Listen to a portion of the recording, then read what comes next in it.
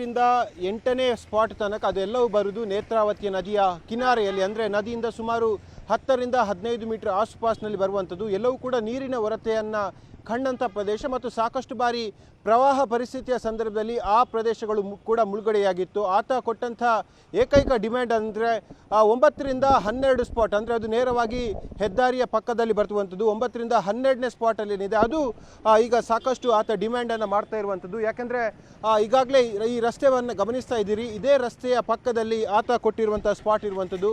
8ನೇ spot ಇರುವಂಥದ್ದು ನೇತ್ರಾವತಿಯ ಸೇತುವೆ ಸಿಗುತ್ತೆ, ಅದರ ಕೆಳಭಾಗದಲ್ಲಿ. 9ನೇ ಸ್ಪಾಟ್ ಇರುವಂಥದ್ದು ಆನಂತರ ನನ್ನ ಬಲಭಾಗದಲ್ಲಿ ಗಮನಿಸ್ತಾ ಹೋದರೆ ಅರಣ್ಯ ಭೂಮಿ ಕಾಣಿಸುತ್ತೆ. ಅರಣ್ಯದ ಪಕ್ಕದಲ್ಲಿ, ಅಂದರೆ ರಸ್ತೆಯ ಪಕ್ಕದಲ್ಲಿರುವಂಥದ್ದು 9ರಿಂದ 12ನೇ ಸ್ಪಾಟ್. ಹಾಗಾಗಿ ಇದೇ ಸ್ಪಾಟನ್ನು ಅಗಿಬೇಕಂತ ಹೇಳಿ ಆತ ಡಿಮ್ಯಾಂಡ್ ಮಾಡಿರುವಂಥದ್ದು. ಯಾಕೆ ಆತ 1ರಿಂದ 8ನೇ ಸ್ಪಾಟ್ ತನಕ ಬೇಡ, ಸಂಶಯ ಇದೆ ಅಂತ ಹೇಳಿರೋದಂದರೆ, ಸಾಕಷ್ಟು ಬಾರಿ ಪ್ರವಾಹ ಬಂದಂಥ ಸಂದರ್ಭದಲ್ಲಿ ನದಿಯ ನೀರಿನ ಮಟ್ಟ ಜಾಸ್ತಿ ಆದ ಸಂದರ್ಭದಲ್ಲಿ ಆ ಎಲ್ಲ ಸ್ಪಾಟ್ಗಳು ಮುಳುಗಡೆಯಾಗಿದೆ. ಸುಮಾರು 10, 25, 30 ವರ್ಷಗಳ ಹಿಂದೆ ಈ ಕೃತ್ಯವನ್ನು ಮಾಡಿದ್ದಾದರೆ ಅಂತ ಅನಿಸಿದ್ರೂ ಕೂಡ ಸುಮಾರಷ್ಟು ಪ್ರವಾಹವನ್ನು ಆ ಸ್ಪಾಟ್ ಕಂಡಿರುವಂಥದ್ದು. ಸಾಕಷ್ಟು ನೀರಿನ ಮಟ್ಟ ಏರಿಕೆಯನ್ನು ಕೂಡ ಅದು ಕಂಡಿದೆ ಮತ್ತು ಅಲ್ಲಿ ಭೂಮಿಯ ಮೇಲ್ಪದರ ಅದು ಮಣ್ಣಿನ ಸವಕಳಿಯಿಂದ ಹೋಗಿರುವಂಥ ಸಾಧ್ಯತೆಗಳು ಕೂಡ ಇದೆ.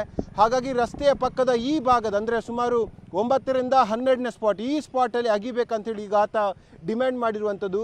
ಆತನ ಪರವಾದ ವಕೀಲರು ಕೂಡ ಅದೇ ಡಿಮ್ಯಾಂಡ್ ಮಾಡ್ತಾ ಇದ್ದಾರೆ. ಈ ಸ್ಪಾಟಲ್ಲಿ ಅಗಿರಿ, ಇಲ್ಲಿ ಖಂಡಿತವಾಗಿಯೂ ಕಳೆ ಬರ ಇದೆ ಎಂಬ ಸಂಶಯವನ್ನು ಕೂಡ ಅವರು ವ್ಯಕ್ತಪಡಿಸಿರುವಂಥದ್ದು. ಇದೇ ಡಿಮ್ಯಾಂಡನ್ನು ಅವರು SIT ಮುಖ್ಯಸ್ಥ ಡಾಕ್ಟರ್ ಪ್ರಣವ್ ಮೊಹಂತಿ ಅವರಿಗೆ ಹೇಳಿರುವಂಥದ್ದು. 9ನೇ ಸ್ಪಾಟಿಂದ 13ನೇ ಸ್ಪಾಟ್ವರೆಗೆ ಇಲ್ಲಿ ಆಗಿದ್ರೆ ಖಂಡಿತವಾಗಿಯೂ ಕಳೆ ಬರದ ಅಂಶ ಸಿಗುತ್ತೆ ಅಂತ ಹೇಳಿ ಮತ್ತೆ ಬಲವಾಗಿ ಆತ ಪ್ರತಿಪಾದಿಸ್ತಾ ಇದ್ದಾನೆ. SIT ಹೇಳ್ತಾ ಇದೆ 3 ಸ್ಪಾಟ್ಗಳನ್ನು ಅಗೆದ್ರೂ ಕೂಡ ಯಾವುದೇ ಸುಳಿವು ಕೂಡ ಪತ್ತೆಯಾಗಿಲ್ಲ, ಸಣ್ಣ ಕಳೆ ಬರದ ಪೀಸ್ ಕೂಡ ಪತ್ತೆಯಾಗಿಲ್ಲ. ಹಾಗಾಗಿ ಈಗ ನೇರವಾಗಿ ಊಟದ ವಿರಾಮದ ಬಳಿಕ 4ನೇ ಸ್ಪಾಟಿಗೆ ಹೋಗ್ತಾರಾ ಅಥವಾ ಡೈರೆಕ್ಟಾಗಿ 9ನೇ ಸ್ಪಾಟಿಗೆ ಬರ್ತಾರಾ ಅನ್ನೋದು ಬಹಳಷ್ಟು ಕುತೂಹಲವನ್ನು ಕೇಳಿಸಿದೆ. ಇದರ ಜೊತೆಗೆ SIT ಮುಖ್ಯಸ್ಥ ಡಾಕ್ಟರ್ ಪ್ರಣವ್ ಮೊಹಂತಿ ಅವರು ಈಗಾಗಲೇ ಧರ್ಮಸ್ಥಳದ ನೇತ್ರಾವತಿಯ ಸ್ನಾನಘಟ್ಟದ ಬರ್ತಾ ಇದ್ದಾರೆ. ಈ ಇನ್ನೊಂದು ಕ್ರೂಷಿಯಲ್ ಆದಂಥ 9ನೇ ಸ್ಪಾಟ್ ಅಗಿಯುವಾಗ ಅದಕ್ಕೆ ಸ್ವತಃ ಮೊಹಂತಿ ಅವರೇ ಸಾಕ್ಷಿ ಆಗ್ತಾರಾ ಅನ್ನೋ ಬಹಳಷ್ಟು ಕುತೂಹಲ ಕೂಡ ಇಲ್ಲಿ ಸ್ಥಳದಲ್ಲಿರುವಂಥದ್ದು.